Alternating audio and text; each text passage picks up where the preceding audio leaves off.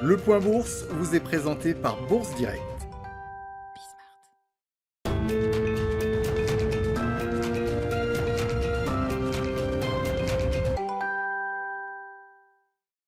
Clôture dans le vert ce soir pour le CAC 40. L'indice parisien gagne 0,79% à 5 773 points.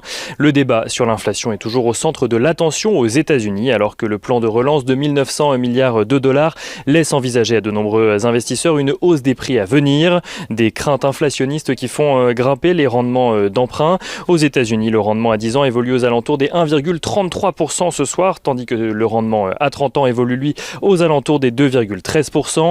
Janet Yellen continue de son côté de faire la promotion de ce plan de relance. Celle-ci a notamment tenté de rassurer sur le sujet de l'inflation en expliquant que la Fed avait tous les outils nécessaires pour gérer les tensions inflationnistes. Il n'en reste pas moins que ces fameuses tensions inflationnistes animent un débat sur les marchés entre ceux qui anticipent une correction alors que les marchés actions seraient temporairement délaissés au profit d'autres actifs, tandis que de l'autre côté, on estime qu'une remontée des prix serait un facteur positif pour les actions car elle reflète un renforcement des anticipations de croissance des entreprises. En Europe, la situation semble plus calme, même si les rendements d'État progressent eux aussi, la BCE ayant indiqué ne pas s'alarmer de la hausse des rendements obligataires. Toujours est-il en matière d'inflation que les prix à la consommation ont progressé en France au mois de janvier. L'estimation provisoire d'une inflation de 0,8% sur le mois de janvier, donc contrebalance avec le recul des prix de 0,9% enregistré au mois de décembre. Et en France, toujours, l'activité dans le secteur privé devrait se contracter en février, avec un PMI composite qui passe de 47,7 points au mois de janvier à 45,2 points au mois de février. Dans le détail, le secteur manufacturier montre des signes assez clairs de reprise, tandis que les services continuent de subir les impacts des mesures de restriction. Un décalage similaire en zone euro où l'activité manufacturière permet à l'indice PMI composite de gagner 0,3 points pour se hisser à 48,1 points au mois de février.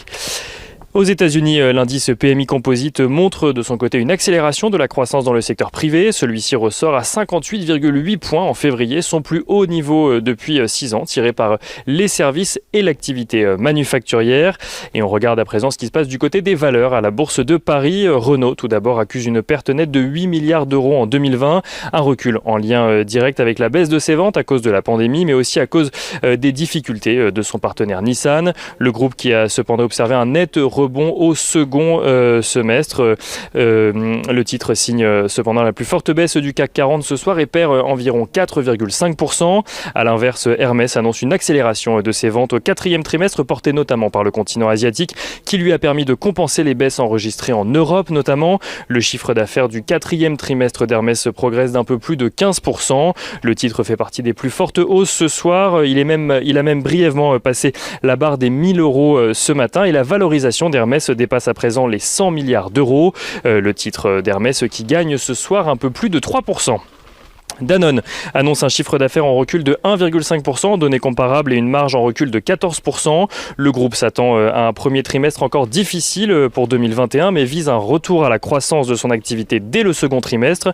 Danone qui doit notamment faire face également aux vives critiques de deux de ses actionnaires, les fonds Bluebell Capital et Artisan Partners, qui remettent en cause la stratégie du groupe. Danone qui gagne ce soir 2%. Et Valeo fait état de son côté d'une chute de chiffre d'affaires de 16% et d'une perte nette d'un peu plus d'1 milliard d'euros. Pour 2021, le groupe anticipe un rebond de 10% du marché automobile contre un recul de 17% en 2020. Valeo qui compte faire mieux que le marché en 2021 et qui compte également améliorer sa marge. Valeo qui gagne environ 2% ce soir. Et on finit avec l'agenda de la journée de lundi. Lundi, les investisseurs prendront connaissance des résultats de Forestia, d'ICAD ou encore de Thermador Group en France, mais aussi de Berkshire Hathaway à l'international. Côté statistique, l'indice IFO sera publié en Allemagne pour le mois de février.